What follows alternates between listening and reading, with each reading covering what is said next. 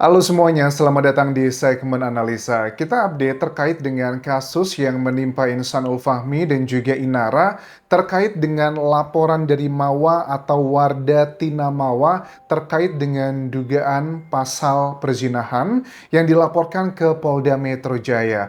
Kita udah beberapa minggu ya nggak ngebahas kasus ini. Aku pikirkan kasusnya bakal segera berakhir, bakal terjadi perdamaian. Tetapi ternyata dugaanku ini salah besar karena ada keterangan baru dari Kompol Andaru yang merupakan Kasubit Penmas Polda Metro Jaya mengatakan bahwa kasus ini pada 10 Februari 2026 lalu itu sudah naik ke dalam tahapan penyidikan yang artinya dari pihak penyidik sudah menemukan unsur pidana dari laporan Mawa ini teman-teman. Bahkan juga tahapan berikutnya dalam minggu ini dikatakan akan dilakukan pemanggilan terhadap pelapor, which is adalah Mawa, dan juga ada satu saksi. Karena tahapan berikutnya, kalau sudah ada temuan unsur pidana di sini, aku nggak tahu nih, apakah nanti akan ada diminta klarifikasi dari pihak yang dilaporkan adalah Insanul Fahmi dan juga Inara, atau langsung nanti pada tahapannya adalah penetapan tersangka. Bisa kedua-duanya, bisa salah satunya atau tidak, atau nggak perlu klarifikasi pun juga bisa, asalkan ada dua alat bukti yang kuat yang menunjukkan dia sebagai tersangka. Alat bukti yang disampaikan di sini katanya sudah akan mulai dikumpulkan dalam minggu ini dan juga akan dilakukan penyitaan barang bukti. Jadi alat bukti dan barang bukti adalah berbeda. Kalau alat bukti itu ada 5 jenis, ada keterangan saksi, keterangan ahli, keterangan terdakwa, petunjuk, dan juga surat. Kalau barang bukti adalah sifatnya yang berbentuk objek. Apakah itu adalah salah satu rekaman videonya yang digadang-gadang oleh Mawa sebagai bukti yang tak terbantahkan terkait pasal tersebut. Nah, kita akan bahas dari ketiga sosok ini reaksinya di sosial media. Yang aku heran sebenarnya jujur ya melihat Mawa di sosial medianya baru kali ini dia itu menyampaikan sesuatu hal itu secara gamblang, tidak ada lagi menggunakan kiasan. Dia menyatakan dengan tegas bahwa seneng banget akhirnya kasus ini naik ke penyidikan. Makasih banyak untuk pihak kepolisian dan netizen yang terus mengawal kasus ini. Aku sebenarnya sudah berada di titik ikhlas dan akhirnya naik sidik.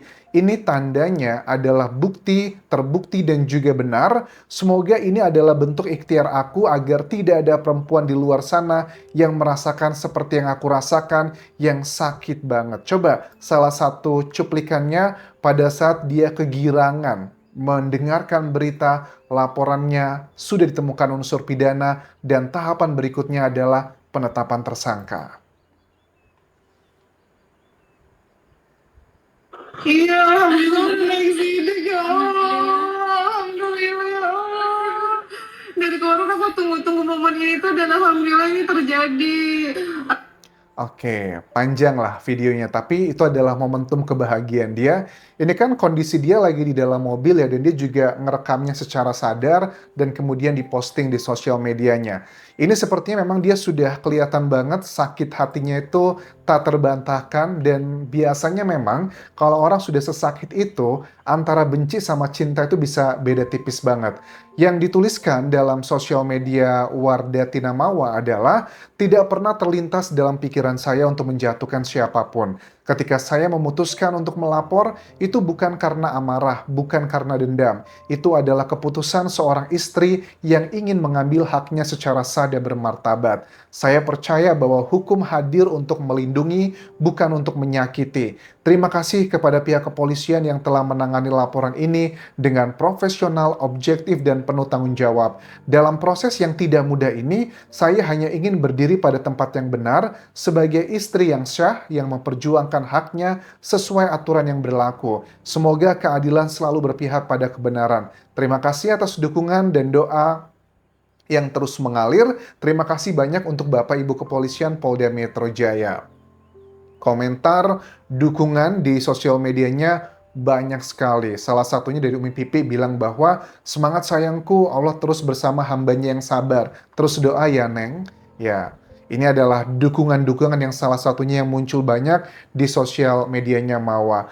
Ya, itu adalah haknya Mawa ya, karena kita nggak bisa ngejudge, ya udah sih Mawa bagaimanapun juga Insanul itu adalah ayah dari putramu begitu. Cuman kan yang diperjuangkan kalau menurut Mawa adalah sebagai pelajaran bagi perempuan-perempuan lain di luar sana agar mau memperjuangkan haknya juga. Lantas reaksi dari Inara Rusli dan juga Insanul Fahmi seperti apa setelah adanya penetapan ini?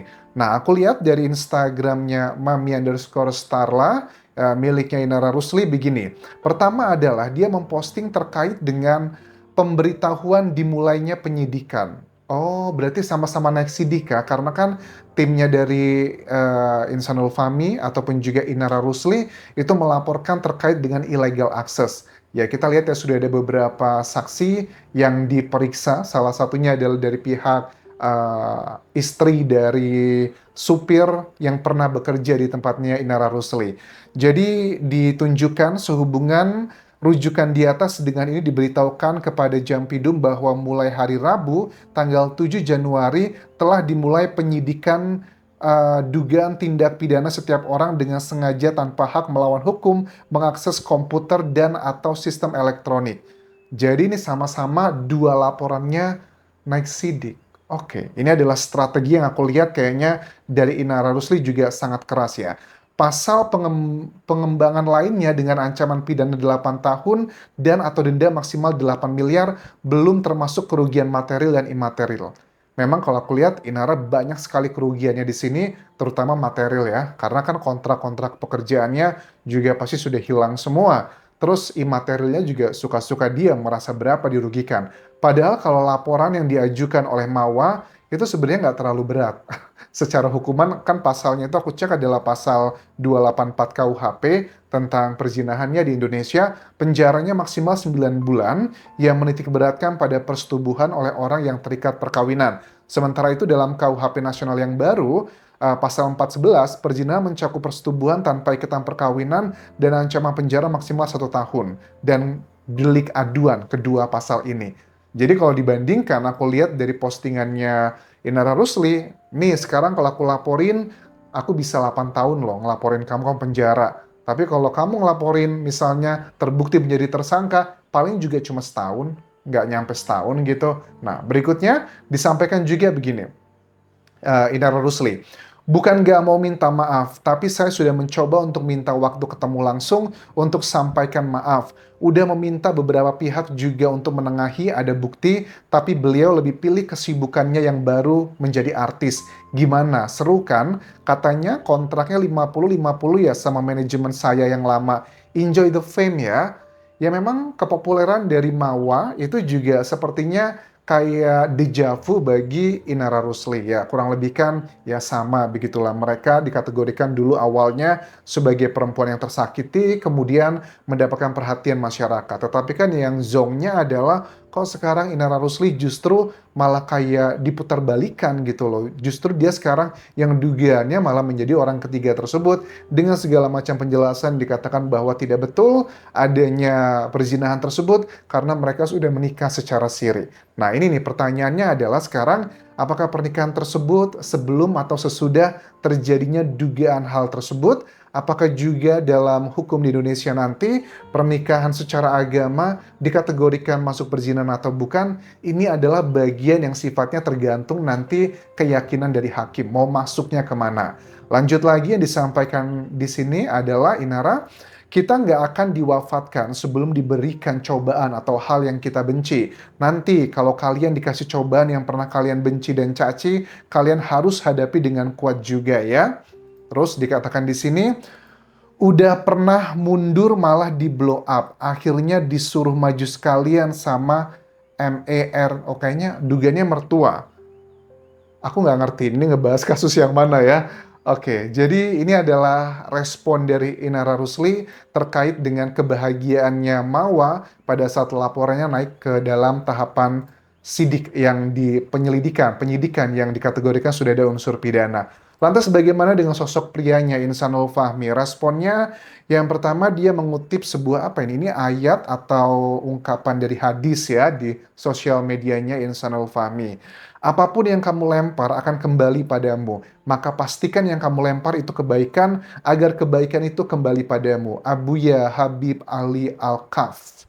Hidup mengajarkan kita satu hal yang sering terlupa, bahwa apa yang kita beri, itulah yang akan kembali. Bukan selalu dalam bentuk yang sama, tapi selalu dalam bentuk yang Allah tahu paling kita butuhkan. Maka berhati-hatilah dengan apa yang kita lemparkan, baik kata, sikap, dan niat, karena semuanya akan menemukan jalannya pulang.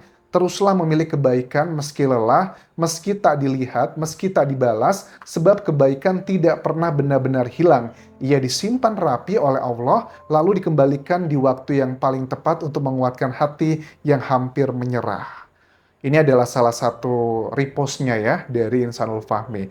Ini sebenarnya semua orang aku lihat ngerasa menjadi korban gitu loh semuanya. Mawang ngerasa korban, Ihsanul juga sepertinya dia ngerasa korban, terus juga Inara ngerasa korban, terus siapa dong pelakunya? Ya sudahlah, biarkan nanti dalam persidangan yang berbicara. Terus ada juga dia postingan bersama dengan Mawa dan juga putranya, keharmonisannya, terus juga ada kata-kata disampaikan, pegangan dikit ya nak, ada turbulensi sedikit, biar Abati beresin dulu. Oke, terus dikatakan lagi, kan Nan bilang Abati lebih kuat dari Iron Man.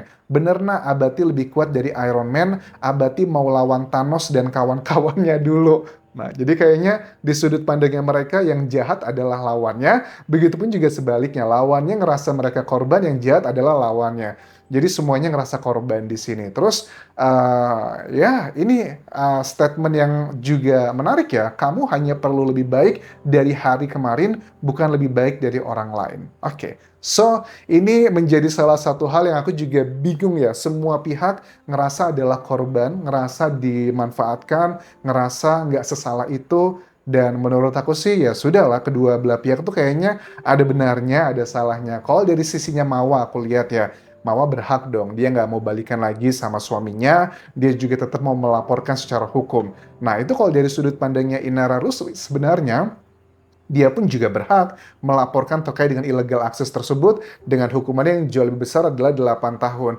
Jujur ya, sudut pandangku nih ya, melihat Inara sebenarnya dia tuh sangat disayangkan banget mengambil keputusan ini. Dia ya aku bilang ya memang cantik kan ya, terus juga terkenal untuk mendapatkan sosok pria yang masuk dalam kategori jajaran orang kaya di Indonesia aja, itu tidaklah sulit bagi dia. Tetapi kenapa justru malah dia mengambil keputusan yang bukan hanya merugikan dirinya secara materi, tapi juga merugikan dirinya secara citra yang juga berakibat kepada anak-anaknya. Karena sekarang kasus berikutnya juga ada dugaan kayak mau diambil hak asuhnya oleh mantan suami dan sebagainya. Turut berduka terkait dengan kasus ini yang aku pikir awalnya sudah akan terjadi perdamaian, tapi ternyata kedua belah pihak sepertinya seperti api dalam sekam. Semua pihak itu kelihatannya tenang, kalem, senyum di sosial media, tetapi di dalamnya seperti menyimpan bara api, ada banyak kemarahan yang tersimpan dan terindikasi dari statement-statement pada saat adanya penetapan kenaikan tahap penyidikan oleh Polda Metro Jaya ini. Terima kasih sudah menonton. Sampai ketemu lagi di video berikutnya. Tinggalkan like dan juga komen, subscribe channel YouTube ini, follow Instagram, Facebook pageku dan juga akun TikTok di Anjasa Sumara. Sampai jumpa.